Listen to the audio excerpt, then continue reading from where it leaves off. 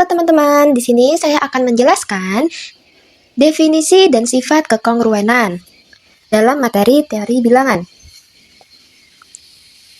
Definisi 5.1, jika M suatu bilangan bulat positif, maka A kongruen dengan B modulo M. Ditulis A kongruen B modulo M, bila dan hanya bila M membagi A min B. Jika M tidak membagi A min B, maka dikatakan bahwa A tidak kongruen dengan B modulo M, atau ditulis A tidak kongruen B modulo M. Teorema 5.1, A kongruen B modulo M bila dan hanya bila ada bilangan bulat K, sehingga A kongruen MK, A sama dengan MK plus B.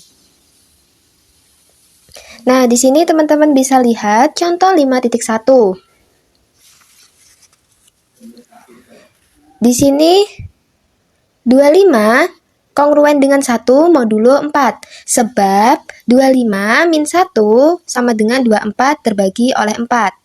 Nah, 25 ini kan A, 1 ini B, 4 ini M. Tadi kan sudah dijelaskan kalau rumusnya A min B sama dengan MK. A-nya 25, B-nya 1, jadi dikurang 1 sama dengan MK-nya hasil dari 25 dikurang 1 sama dengan 24. Nah, 24 ini terbagi oleh 4, terbagi oleh M-nya. Jadi dia kongruen. Nah, kalau tidak dikatakan kongruen, bila hasil dari A min B itu tidak terbagi oleh M. Contohnya seperti 31 tidak kongruen dengan 5 modulo 6, sebab 31 dikurang 5 sama dengan 26 tidak terbagi oleh 6. Definisi 5.1 tersebut dapat ditulis jika M lebih besar dari 0, maka M membagi A min B. Bila dan hanya bila A kongruen B modulo M, jika M membagi A min B, maka ada bilangan bulat K sehingga A min B sama dengan MK, sehingga A sama dengan B modulo M. Bila dan hanya bila A min B sama dengan MK untuk suatu bilangan bulat K. Tetapi karena A min B sama dengan MK, sama artinya dengan A sama dengan MK plus B, maka A kongruen B modulo M bila dan hanya bila A sama dengan MK plus B. Kita lanjut ke contoh 5.2.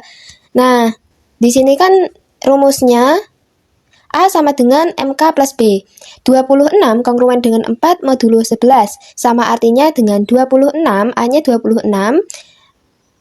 MK-nya kan 11. Nah, 2 ini dari mana? 2 ini kita cari 11 dikali berapa ditambah 4 yang hasilnya 26. Nah, kita temukan kan dikali 2. Jadi MK-nya ini 2. K-nya, jadi K-nya ini 2. Ditambah B-nya berapa? 4. Nah, terus 38 kongruen dengan 3 modulo 5.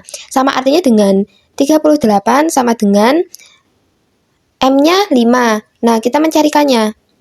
5 dikali berapa ditambah 3 yang hasilnya 38. 5 dikali 7 ditambah 3 kan hasilnya 38. Jadi K-nya 7 ditambah 3. Lanjut ke definisi 5.2. Jika A sama dengan B modulo M dengan 0 kurang dari sama dengan R kurang dari sama dengan M, maka disebut residu terkecil dari A modulo M. Untuk kekongruenan M ini 0, 1, 2, 3 sampai modulo 1 disebut himpunan residu terkecil modulo M. Dijelaskan pada teorema 5.2. Setiap bilangan bulat kongruen modulo M dengan tepat 1 di antara 0, 1, 2, 3, M1.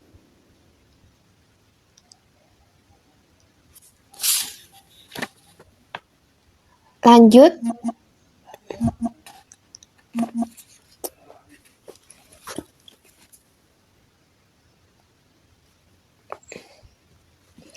ke contoh 5.3.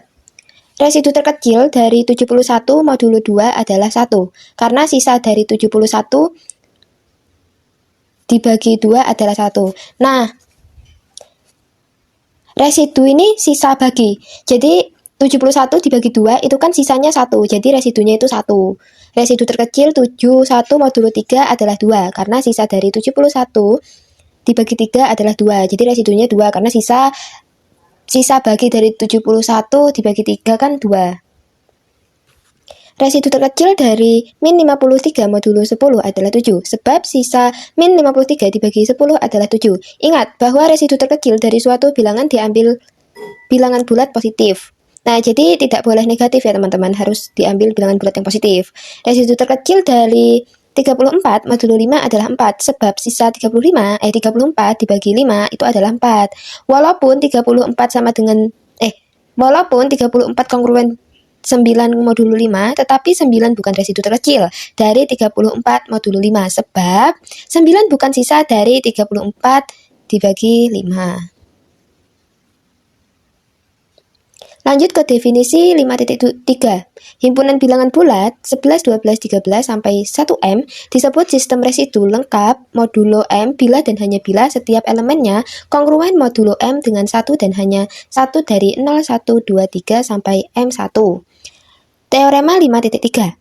A sama dengan B modulo M bila dan hanya bila A dan B memiliki sisa yang sama jika dibagi M.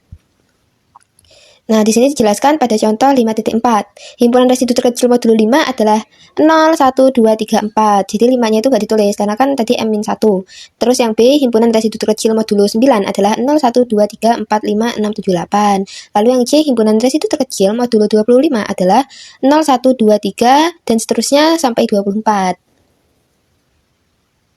Baik, sampai sini penjelasan dari saya tentang definisi dan sifat kekongruenan. Terima kasih teman-teman, dadah.